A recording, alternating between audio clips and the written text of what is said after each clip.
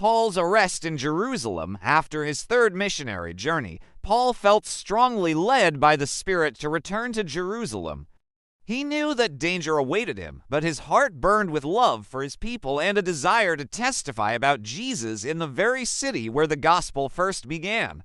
Arrival in Jerusalem. When Paul arrived in Jerusalem, the believers welcomed him warmly. He reported everything God had done among the Gentiles through his ministry. The elders praised God but warned Paul, "Many Jews here think you teach against our traditions."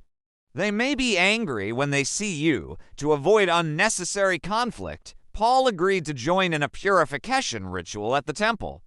But despite his efforts, trouble soon erupted, the riot in the temple. Some Jews from Asia saw Paul in the temple and stirred up the crowd, shouting, "This is the man who teaches against our law and defiles this holy place." The whole city was thrown into chaos. The angry mob seized Paul, dragged him out of the temple, and began beating him. Word spread quickly, and soon the Roman commander rushed down with soldiers to stop the violence. When the crowd saw the soldiers, they pulled back, and the commander ordered Paul to be bound with chains. The people shouted different accusations, and the commander could not understand the uproar. Paul speaks to the crowd as soldiers led him to the barracks. Paul asked for permission to speak. Standing on the steps, chains still on his hands, Paul addressed the crowd in their own language, Hebrew. He told them his story, how he had once persecuted Christians, how Jesus appeared to him on the road to Damascus, and how his life was changed forever. The crowd listened silently until he mentioned that God had sent him to preach to the Gentiles. At that word, they erupted in rage again. The commander, confused and seeking the truth, ordered Paul to be flogged. But just before the soldiers prepared him, Paul asked, "Is it lawful for you to flog a Roman citizen without a trial?" The commander was shocked. Paul was indeed a Roman citizen, and by law he could not be beaten without trial. The soldiers withdrew immediately before the Sanhedrin. The next day, Paul was brought before the Jewish council, the Sanhedrin. Knowing that part of the council were Pharisees and part were Sadducees, Paul declared, "I am on trial because of my hope in the resurrection of the dead."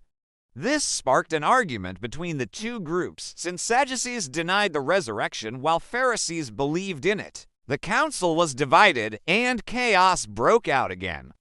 The commander ordered Paul removed for his safety. That night, the Lord stood by Paul and said, "Take courage. As you have testified about me in Jerusalem, so you must also testify in Rome." A deadly plot meanwhile. More than 40 men formed a conspiracy.